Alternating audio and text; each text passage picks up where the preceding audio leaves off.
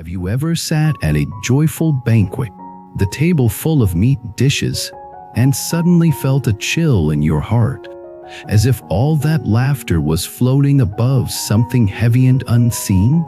Have you ever followed tradition at weddings, birthdays, ancestor rituals, or safety prayers, and then wondered in a quiet corner of your mind, if I am asking for peace and long life, why am I taking another life at the same time? Welcome back, my friend. Thank you for being here again. Today we are going to look straight at a topic many people instinctively avoid, yet it is tightly tied to blessings: karma, destiny, awakening, compassion, and the way we walk through this world. That topic is killing, not as an abstract idea, but as it appears in 7 very ordinary moments of life: birthdays, the birth of a child, making a living from killing, hosting guests, ancestor rituals, prayers for safety and good fortune, and weddings. Maybe when you hear the word killing, you think of something far away from your life: weapons, war, violent crime. But in the original article we are expanding today, the author reminds us that most of the killing linked to our personal fortune does not happen on a battlefield. It happens in kitchens, markets, restaurants, and temples. It happens in the name of celebration, gratitude, family duty, and even blessing. Ancient wisdom says that heaven cherishes life, and all beings cling to their own existence. That same wisdom warns that there are certain situations where killing is especially heavy in karmic weight, not because the victim is more valuable, but because our mind at those times is full of strong emotion, vows, wishes, and connections. When killing is mixed with those energies, the karmic imprint becomes deeper, like carving into stone instead of tracing on sand. So in this long, story-based sharing, I want to walk with you step by step through those 7 moments. I will not shout at you with fear or superstition. Instead, I will tell you human stories of birthdays and blood, of new babies and hidden tears, of butchers and restless nights, of wedding feasts and invisible debts, of ancestor offerings and the real way to honor them, of safety rituals soaked in fear, and of the very quiet joy that appears when you choose not to kill. Along the way, we will weave in spiritual insights about cause and effect, compassion, mindful sins, and the deep law that every life you spare is also a thread of light you weave into your own destiny. You do not have to become a perfect saint overnight. You do not even have to become fully vegetarian tomorrow. But if, after listening, you understand a little more clearly why letting live is also letting yourself and your family live with more light, then this conversation has done its work.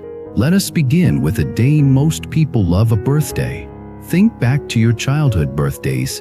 Maybe you waited for that day, like waiting for a small personal new year.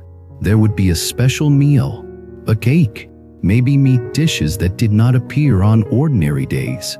People would raise glasses and say, "May you live long and have abundance."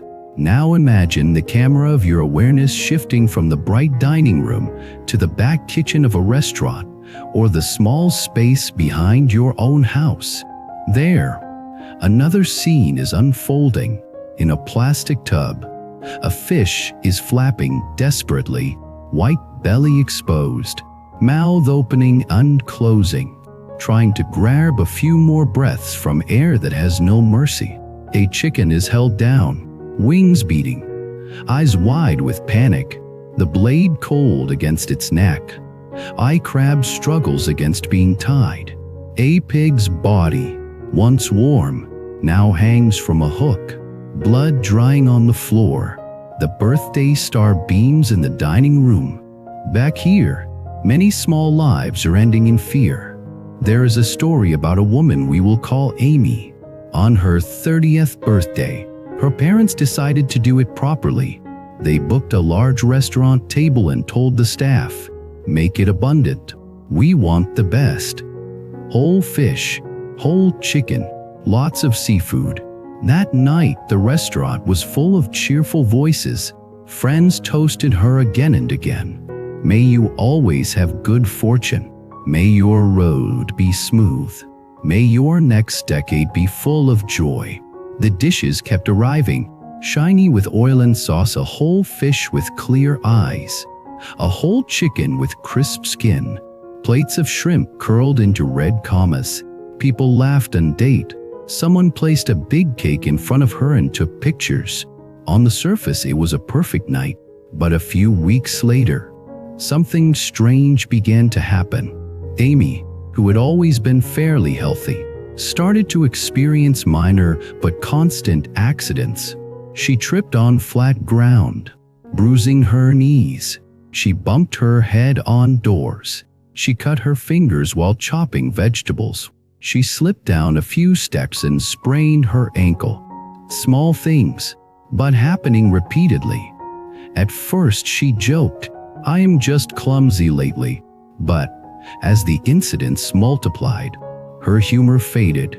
One day, after yet another fall that left her shaken, she went to see an elderly spiritual teacher who had a reputation for compassion and clarity.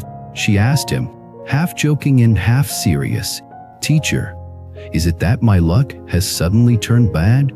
Is there some curse in my chart?" The old man did not rush to answer. He listened, then asked gently, "Think back over the last few months.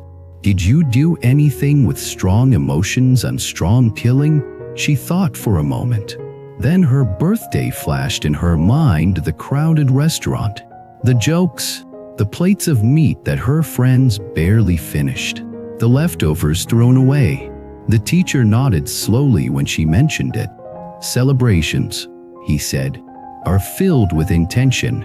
On your birthday, your heart and the hearts of your family were full of wishes for your life. That is a powerful moment, when at that same moment many lives are taken for your sake. The karmic link becomes very strong. It is as if the energy of those deaths is written next to your name. Heaven does not punish you like a judge. It is simply that the vibrations you call in at that time will echo later. Those small accidents are, in a sense, echoes." Amy felt a shiver. "So am I being punished?" she asked. "Think of it less as punishment," the teacher replied, "and more as a reminder, like a tap on the shoulder. Life is asking you to be more awake. You cannot change what you already did, but from now on, you can choose differently. On future birthdays, if you still want to celebrate, choose ways that do not require killing plant-based meals. Donations to help others, acts of kindness. Let your joy be shared with life, not built on top of fresh fear." She left with a new kind of responsibility in her heart. This story does not mean that every person who eats meat at a birthday will have accidents. Life is more complex than that, but it reveals a deep principle. Whenever your intention is long life, health, happiness, your actions at that moment should not contradict that intention with fresh death. If you ask for a longer candle for yourself, it is wise not to blow out other candles in that same breath. The second moment that often involves heavy killing is the birth or formal welcoming of a child. In many cultures, when a baby is 1 month old or 100 days old, families host a feast. They say, "We are thanking heaven and earth for this child, thanking the ancestors, and asking for the baby's safe and long life." On the surface, this is full of love, but look at what often happens behind the scenes. In some homes, chickens, ducks, pigs, and fish are slaughtered in larger numbers than usual to celebrate the child. The baby, still innocent and barely aware of the world, becomes the symbolic reason for many other beings to die. Blood flows, bones pile up, and the name of the child is repeatedly linked with that killing. In people's words, we killed 3 chickens and 2 ducks for your big day. We slaughtered a pig to celebrate your arrival. Imagine the subtle message being written in the field of cause and effect to make this child happy. We are willing to take many lives. Again, destiny is not a simple equation. It is not that one feast will imprison a child in suffering. But when parents repeatedly link their child's key milestones with killing, they are quietly teaching the universe. This child's life grows side by side with bloodshed. There is a story of a young couple, Brian and Lily. They struggled for years with infertility. After many treatments and tears, they finally conceived. Their joy was beyond words. When their daughter was born healthy, the grandparents insisted on a large 1-month celebration with meat dishes piled high. But Lily had been reading about compassion and cause and effect during her pregnancy. Her heart had softened toward all creatures. She remembered the first time she saw her baby on an ultrasound screen, a tiny beating heart that looked so fragile. One day, as the family discussed buying a pig for the feast, she imagined that pig is someone's child, also once a small, trembling body inside a mother, also growing, also feeling. Something in her could not bear it. She spoke up, gently but firmly. "Mom, Dad, I know you want the best for our daughter, but do we really have to kill so many animals to show our love? Can we try a vegetarian feast instead? We can still invite friends, still say our thanks. The blessings will not be less just because there is no meat." At first, there was resistance. Will people think we are poor? It is tradition. Meat means abundance. But Lily did not attack them or speak from moral superiority. She spoke from her heart as a mother. "When I was in the hospital and heard my baby cry, I felt how precious a single life is. I have been thinking those animals will cry too when they are afraid, just like a baby. If we kill them on the day we ask for our daughter's peace, does that feel right?" Slowly, the grandparents' defenses softened. They loved their granddaughter. They did not fully understand karma, but they understood the desire to protect a child.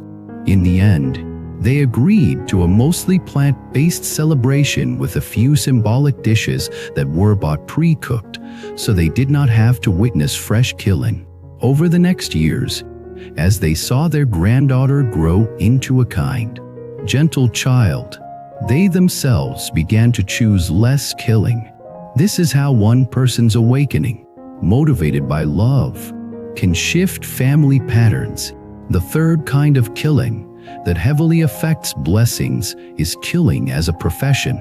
There are people whose daily work involves ending the lives of animals: butchers, slaughterhouse workers, fishermen, hunters, people who sell live animals for slaughter. Some are in this work because of family tradition, poverty, or lack of options. They are not necessarily cruel in their personal character. Some even love their children deeply and are generous to friends. Yet, from the perspective of cause and effect, when your daily bread is so directly tied to repeating the act of killing, your karmic field becomes very dense. It is not a single impulsive act. It is a habitually enforced hundreds or thousands of times. There is a story about a man named Chen. He grew up in a poor village. His father was a butcher. His grandfather was a butcher. So it seemed natural that he would also become one. From his teens, he learned how to handle knives, how to do it quickly so the animal would suffer less. He married, had children, built a house. On the surface, his life improved. Yet he started to notice that his temper was getting worse. He would fly into rage over small things. At night, he often had nightmares, eyes staring at him in the dark. animals chasing him down narrow hallways, his hands covered in blood that would not wash off.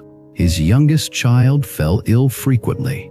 They spent money on doctors, but the child's health remained weak. One day, out of desperation, he took the child to see a spiritual teacher. The teacher, after listening, said gently, "Your love for your child is clear, but the work you do is constantly adding heavy energy to your home. It is like burning a dirty fuel in a small room. The smoke fills the space and everyone breathes it. If you want your child to be healthier, you may need to consider changing the kind of fuel." This was not easy to hear. His work was all he knew. But that night, watching his child sleep with a slight wheeze, he felt a pain sharper than any knife. He did not quit overnight. It took time. He began by reducing the number of animals he personally killed, delegating more to others, and taking on tasks like cleaning instead. He started saving money from side jobs.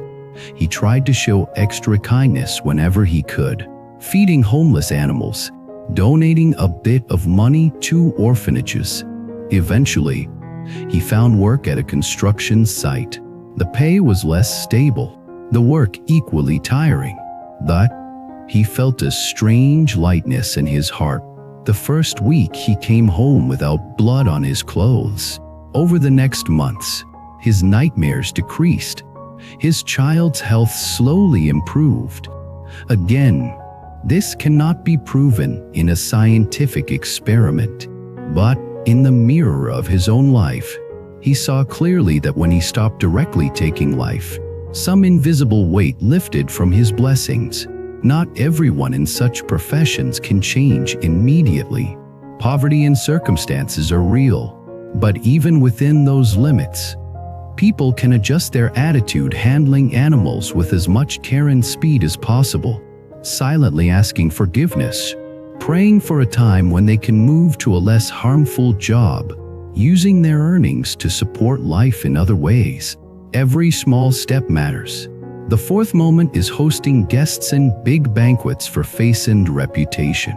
In many cultures, when we want to show sincerity to guests, we prepare a large table of meat dishes. The more expensive the animal, the more grand we feel. Some people even feel embarrassed if they do not serve meat. So, for weddings, housewarmings, promotions, and holidays, they order more animals to be killed than the guests can realistically eat. Plates are left half full, then thrown away. There is a woman named Claire who once loved to host. She believed that a successful dinner meant that every guest left almost painfully full and that there were so many leftovers that it looked like a small battlefield. Once, after a particularly large gathering, she stood in her kitchen staring at the remains, bones piled high, uniton meat turning cold, the sink stained with grease. Suddenly, in her mind's eye, those remains became living beings again. She saw them moving, breathing, looking around, tasting air and sunlight. She saw the moment their lives were cut short not for survival, but for her need to impress. The next morning, news arrived that one of the guests, driving home late after drinking too much, had crashed their car. They were not killed, but seriously injured. Claire was shaken. She thought of how she had insisted that everyone drink and enjoy themselves. She thought of how the energy at the table had been loud, almost frantic, full of showing off. In the quiet that followed, she realized something. True hospitality is not about filling the table with corpses.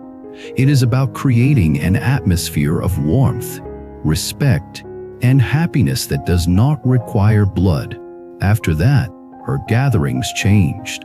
She began experimenting with rich plant-based dishes, soups, stews, salads, breads, and desserts. At first, some friends teased her, but they kept coming. because they felt good after eating. They did not leave heavy and guilty. Slowly, more people in her circle started hosting similar green banquets. Her choice became a seed in a larger field. The fifth moment is ancestor rituals. On certain days of the year, families visit graves or set up altars to honor those who have passed. They say, "We are doing this to give them blessings, to show our respect, to help them in the unseen worlds." Yet how do many people do this? They purchase or slaughter chickens, ducks, pigs, and other animals, cook them, place them in front of tablets or photos, and then say, "Grandfather, please eat, please bless us." There are two obvious questions here. First, have you ever seen a spirit reach out real hands to pick up the meat? The bodies are eaten by the living family, not the deceased. Second, if your ancestors are now in a state where they can see more clearly, do you think they are happy that you are killing other beings in their name? Imagine being in a realm where you feel more compassion than before, watching your descendants spill blood and create heavy karma just to honor you. Would that really make you smile? There was a young man named Alex whose grandmother passed away. Every year on the Memorial Day, his family would slaughter big, as they called it. The house filled with smoke and the smell of meat. One year, after such a ritual, Alex had a vivid dream. He saw his grandmother standing in a field of gray mist, coughing, eyes watering. She said to him, "Child, stop killing for me. The smoke, the blood, the heavy energy, it does not reach me as comfort. It chokes me. If you want to help me, do good for others. Feed the hungry. Recite sutras. Choose not to kill.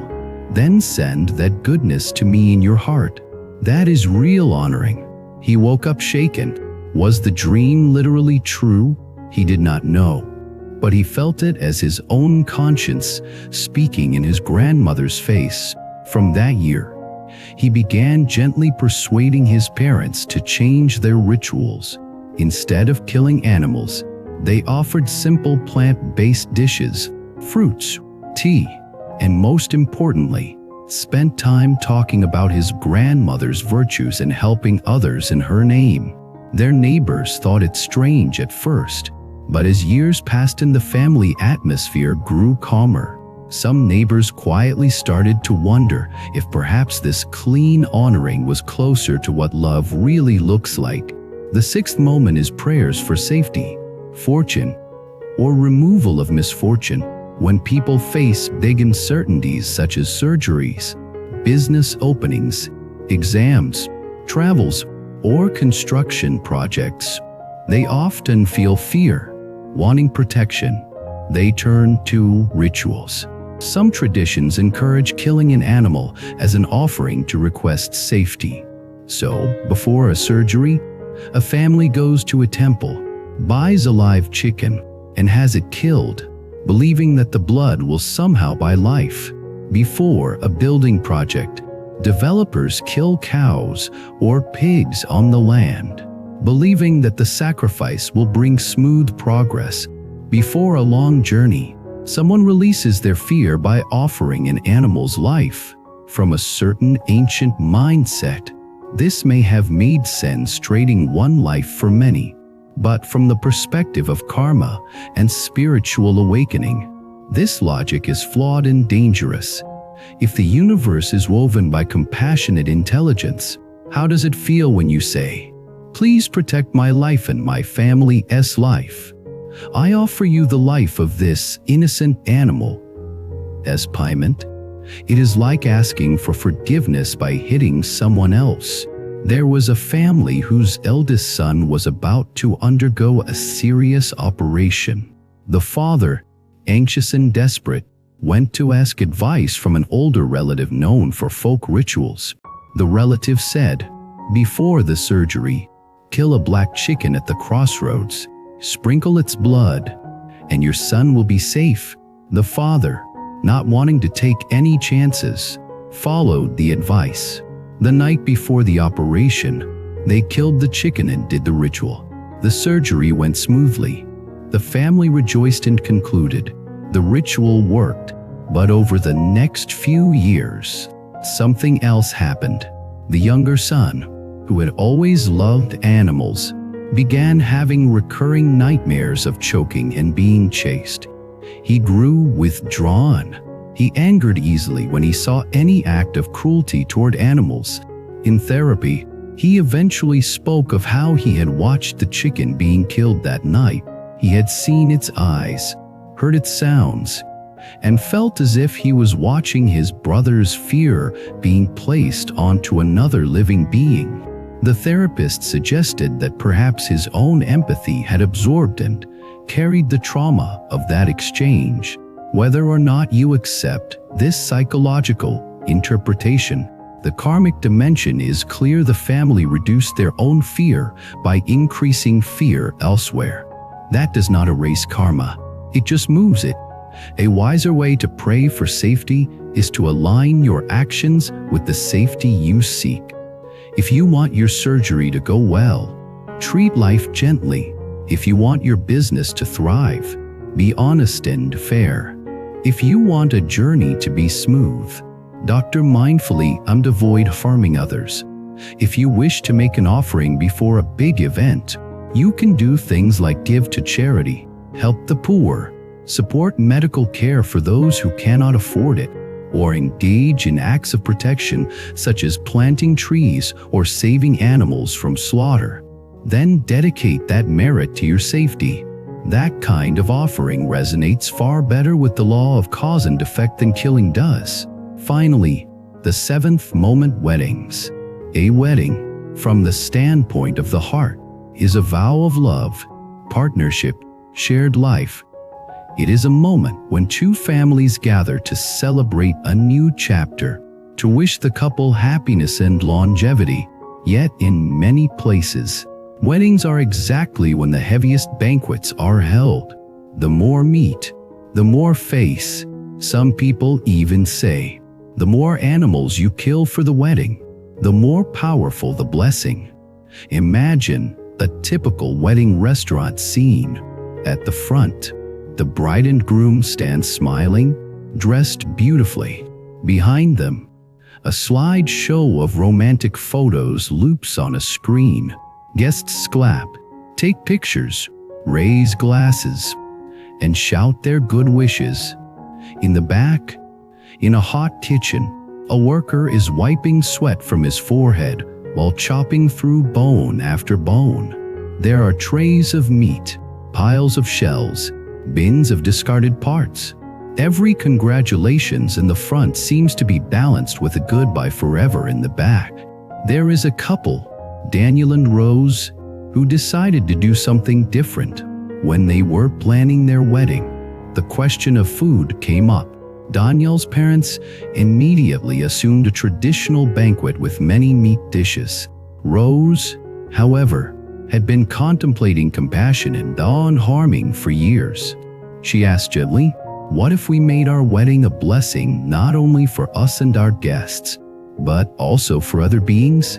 What if this day could be remembered as one when many lives were spared instead of taken?" There was resistance. People will complain. They will say we are cheap. This is the most important day. We cannot be unusual. But Daniel supported her. They explained to their parents, "We want our marriage to start with kindness. If we ask the universe to support our love, we want to offer love, not blood." In return, they worked with a creative chef to design a luxurious plant-based menu. Dishes were colorful, flavors rich, presentation elegant. On the day of the wedding, some guests arrived with low expectations. A vegetarian wedding. We will go eat meat after, they joked. But as the courses came, many were surprised. This is all plants? I did not know vegetables could taste like this. The atmosphere was light. People ate until they were satisfied but did not feel heavy. The couple shared with their guests why they had chosen this. They did not preach. They simply said, "This is our way of starting our life together with as much kindness as we can." Later, some guests told them, "That wedding changed how I think about food and celebration. It somehow felt cleaner, more peaceful." Perhaps because of this inner alignment, their married life, though not free from challenges, had a strong foundation of shared values. Whenever they fought, they could remember that first vow not only to each other, but to all beings to walk gently on the earth. We have now walked through the 7 moments where killing is especially heavy in karmic terms: birthdays, welcoming babies, making a living from killing, hosting lavish meat banquets, ancestor rituals, safety and fortune rituals, and weddings. What do they have in common? In each, the mind is full of strong intention asking for life, joy, success, safety, love, honoring. When those intentions are paired with killing, the message sent to the universe becomes confused. We are saying, "Please bless my life," while taking other lives.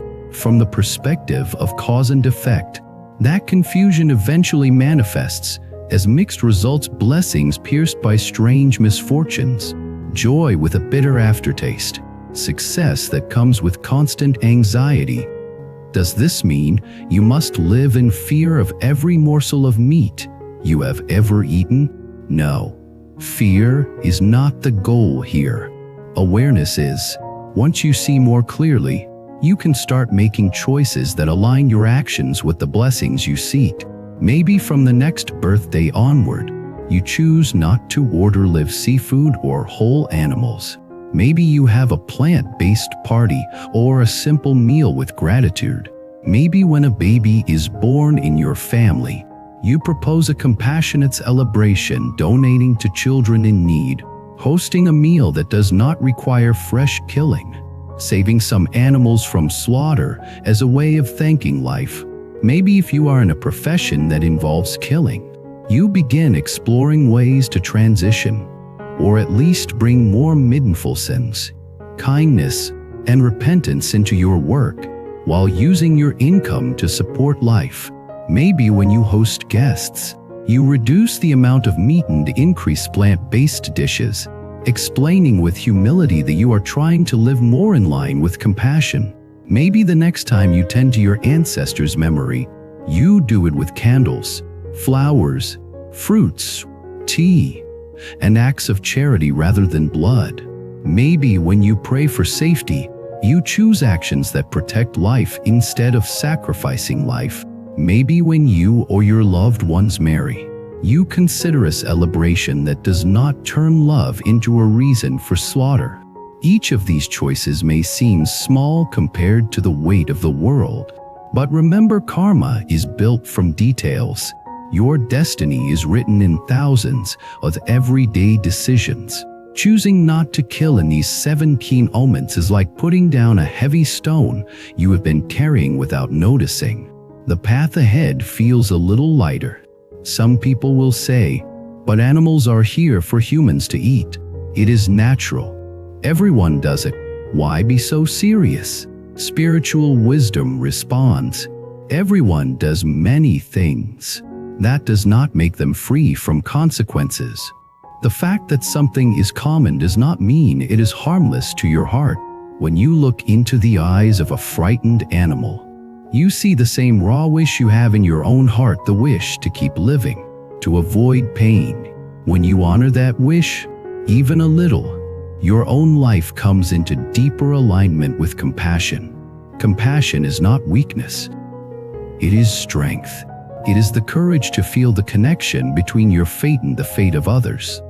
It is the recognition that you cannot truly pray for light while turning your face away from the darkness you participate in.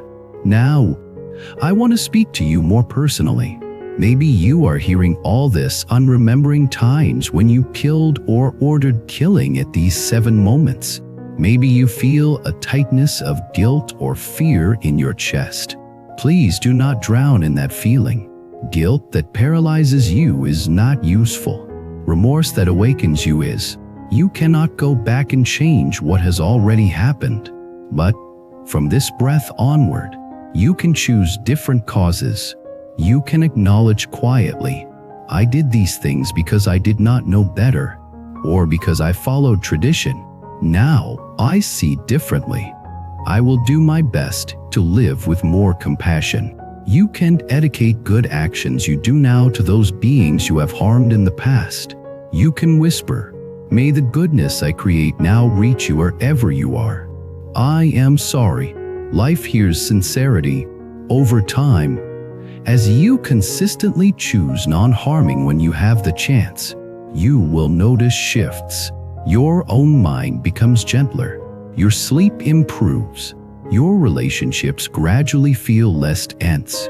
You may experience small coincidences of protection, near misses, sudden help, opportunities that appear just when needed. Do not see these as rewards from a judge in the sky. See them as the natural flowering of living closer to the deep law that supports all life.